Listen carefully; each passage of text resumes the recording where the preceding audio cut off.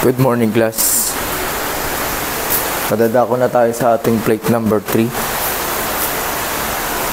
As you can see, meron tayong plate dito, number 3. Designated na yung switch A. Ayan. 3-way switch combination.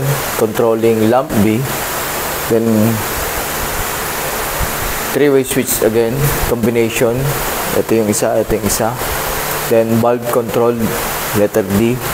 Then, we have single switch combined do sa 3-way switch natin. Then, ito nag-iisa lang. Una natin is single switch saka 3-way switch. Then, sa baba naman is dalawang CO or what we call convenient outlet. So, ayan.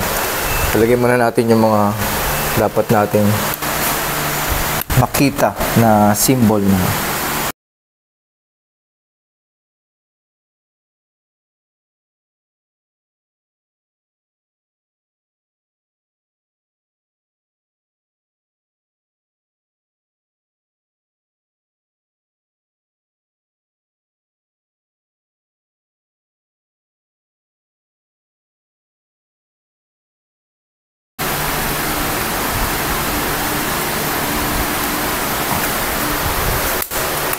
Okay, nakikita nyo doon sa drawing natin, dyan yung mga zero natin.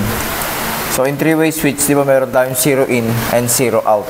0 in, galing lang sa supply natin or line 2, then 0 out, papunta naman sa designated bulb natin. So, tatandaan natin kung saan yung control ng bawat switches. So, dito si letter A, B, and so on and so forth.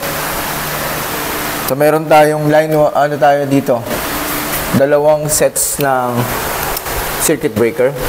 So, ayan, nakalagay na yung red line saka yung, ano natin, black. But sa atin naman, pwede naman magkabaliktad yan eh. So, designate lang natin line 1, line 2 para hindi tayo malito sa paglalagay. So, line 1 natin is ginawa kong red. So, sabi natin,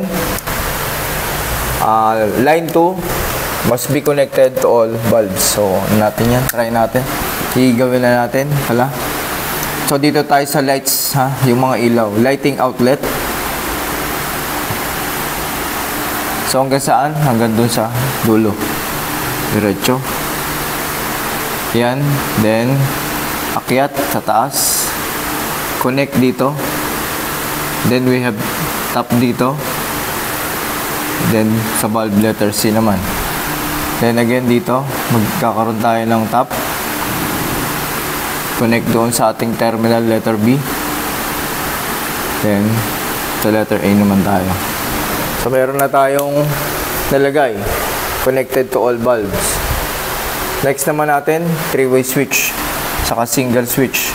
So, dito meron tayong dapat na line 2.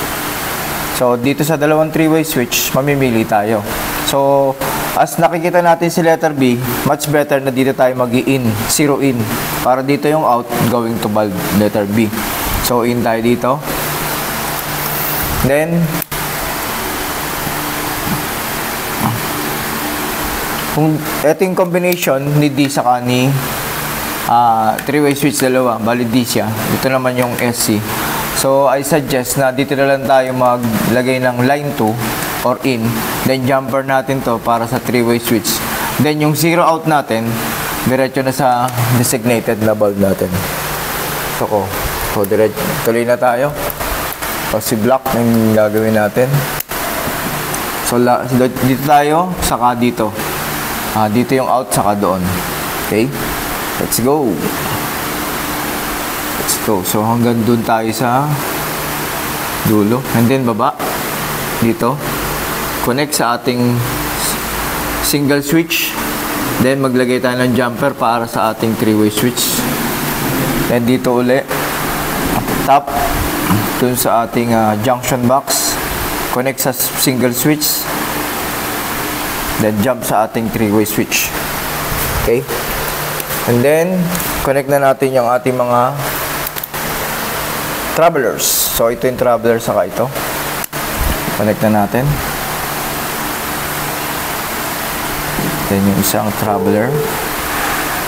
Yung traveler lang naman na yan is kukumbine mo lang sila. Then dito naman,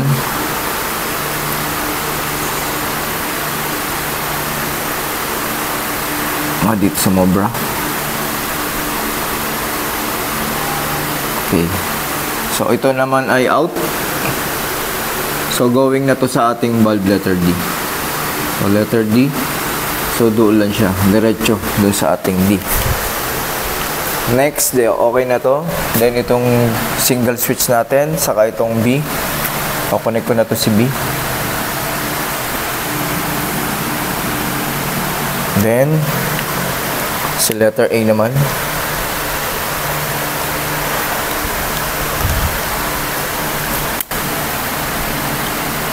A, single switch, letter A. Diretso dun sa ating. Then, ito si letter C uli. So, nandun. Up tayo. Then, left side. And then, connect doon sa ating terminal. So, as you can see, meron ng line 1, line 2 ang ating mga bulbs. Okay na. So, jumper. Dito na lang tayo sa CO. Ang CO lang naman natin, connected lang yan. Tapos, magtatap lang tayo dun sa wire. Papunta naman dito sa kabilang CO. Connect ko muna si line 1. So, dito sa kabila ng circuit breaker. Tandaan natin, kailangan meron tayong protection sa ating ginagawa na electrical. Kasi pag walang protection yan, yung safety hindi natin masisiguro. Pa-connect dito and then magtatap lang tayo dito papunta doon sa kabilang outlet. So yun na, meron pa ba tayong nakalimutan? Okay, this is for grade 9. Grade 9 number 3. Meron pa? Okay, salamat. Yun lahat.